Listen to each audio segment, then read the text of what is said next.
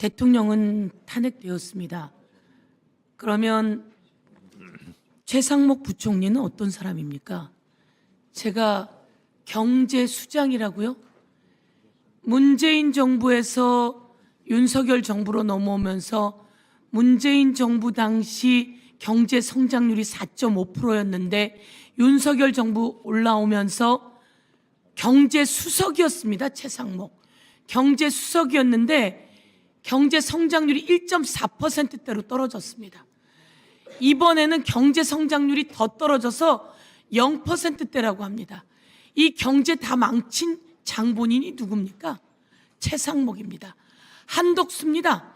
윤석열 정부가 민주주의, 경제, 사회 다 망가뜨리고 거기에 경제수장이었던 최상목과 한덕수가 경제 다 망가뜨렸어요. 그래서 저는 이것만으로도 탄핵 사유라고 생각하는데요. 그런데 이제 마은혁을 임명해야 하고 경제부총리가 권한 대행이 되었어요. 근데 끝내 임명하지 않았어요. 끝내 임명하지 않아서 헌법재판소가 시간을 가지게 하는 그 원인을 제공한 사람이에요.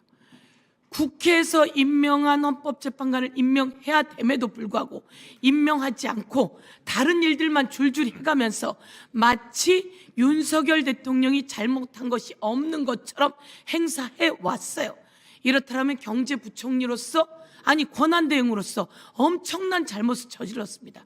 그런데 당장 탄핵했어야 맞는 겁니다.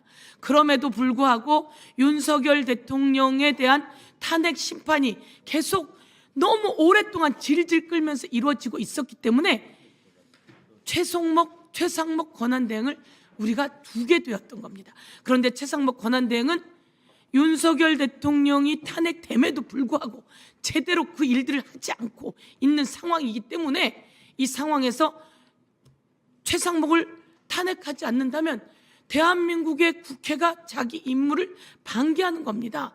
자기 임무를 방기하면 안 되고 자기 권한을 행사해야 되는 겁니다.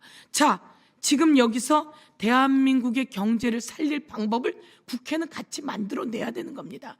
그러면 현재 경제수장으로 둬서도 안 되고 그동안 헌법을 위반한 행동 그리고 비상입법기구 관련해서 윤석열 대통령으로부터 메시지를 받았습니다. 그것을 위해서 경제회의를 해서 비상 예산을 만들려고 했던 거예요. 이 모든 것이 위헌하고 위법한 상황입니다. 그리고 경제를 다 망가뜨린 이자에 대해서 법사위에서 철저하게 탄핵 청문회를 하고 그걸 거치고 바로 본회의에서 탄핵시켜야 된다 이렇게 말씀드리겠습니다. 이상입니다.